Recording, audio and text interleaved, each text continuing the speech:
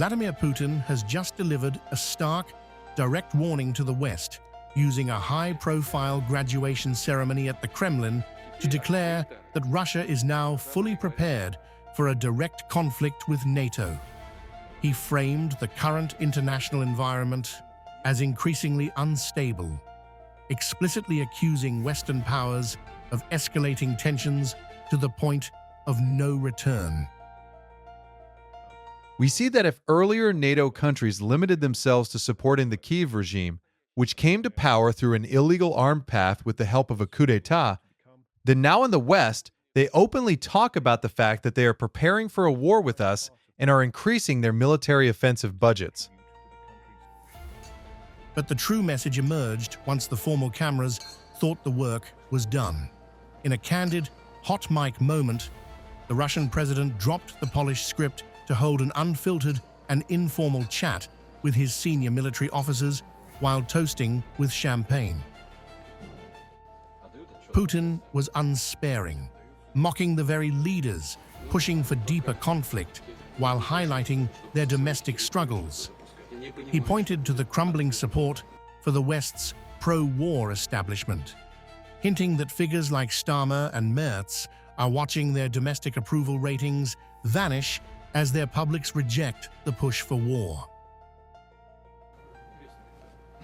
Look at what is happening in Germany. All the political forces that advocate for aggression against Russia, all the forces that advocate for heating up the situation, for leading the case toward an armed conflict, their ratings are falling, and catastrophically so. And conversely, all those who want to establish normal relations, their influence is rising. Behind the informal toast, his thesis was clear. He believes the public in Europe and the West is growing exhausted by the warmonger narrative, and he is betting on their political collapse to shift the tide of the war in Russia's favor. He warned that Western leaders are underestimating Russia's resolve to strike back.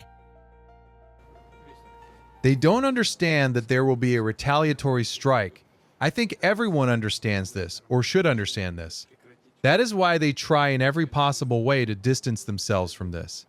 When it comes to the Baltic states, for example, some Ukrainian drones fly there, but they still don't point a finger at Moscow.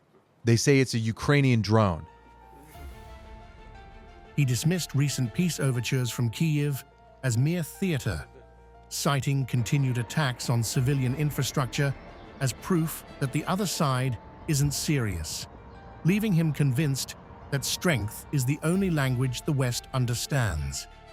He used the recent strike on Starobelsk to highlight what he calls the inherent hypocrisy of the West's diplomatic demands.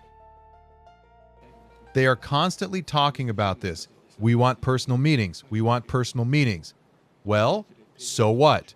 And 3 days later, a strike on Starobelsk. And how are we supposed to understand this? What kind of preconditions for personal meetings and negotiations are these? As Moscow claims its forces are squeezing the front lines toward Konstantinovka, Putin is framing this conflict as a test of willpower, banking on internal Western fractures to ensure his ultimate victory.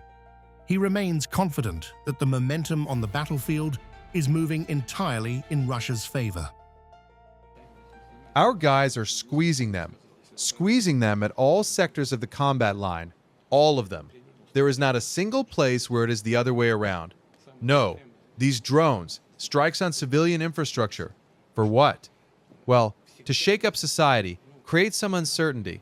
But our guys are pounding them every single day, every blessed day.